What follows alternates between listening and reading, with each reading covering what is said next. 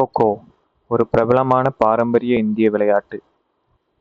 இதற்கு உடல் தகுதி மற்றும் யுக்தி இரண்டும் தேவைப்படுகிறது.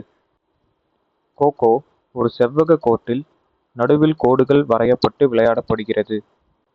மேலும் இரு முனைகளிலும் கோல்கள் வைக்கப்படுகின்றன.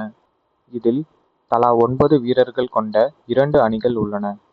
இந்த 2 அணிகள் சேசிங் டீம் மற்றும் டிஃபெண்டிங் டீம் என்று அழைக்கப்படுகின்றன. கொக்கோ விளையாடுவதற்கு முதலில் சேசிங் அணி கோர்ட்டுக்குள் நுழைய வேண்டும். 9 வீரர்களில் 8 பேர் சம இடைவெளியில் எதிரெதிர் திசையில் நடுக்கோட்டின் மேல் அமர வேண்டும். 9வது வீரர், அதாவது சேசர், கோலுக்கு அருகில் நிற்பார். இரண்டாவதாக, டிஃபெண்டிங் டீமிலிருந்து 3 வீரர்கள் கோர்ட்டிற்குள் நுழைய வேண்டும். சேசர் டிஃபெண்டர்களை தொட்டு பிடிக்க முயற்சிக்க வேண்டும்.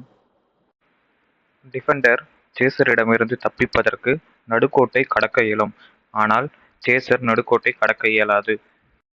மேலும் சேசர் ஒரு திசையில் மட்டுமே ஓட இயலும்.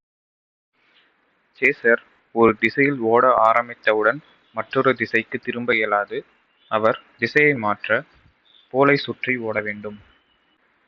சேசர் அமர்ந்திருக்கும் தன் அணியினருடன் நிலையை மாற்ற அவரை தொட்டு கோ என்று சொல்ல வேண்டும். பின்பு புதிய சேசர் டிஃபெண்டர்களை துரத்த வேண்டும். 3 டிஃபெண்டர்களும் பிடிபட்டவுடன் மேலும் 3 டிஃபெண்டர்கள் கோர்ட்டினுள் நுழைவார்கள். 9 டிஃபெண்டர்களும் பிடிபட்டவுடன் ஆட்டம் முடிவுக்கு வருகிறது.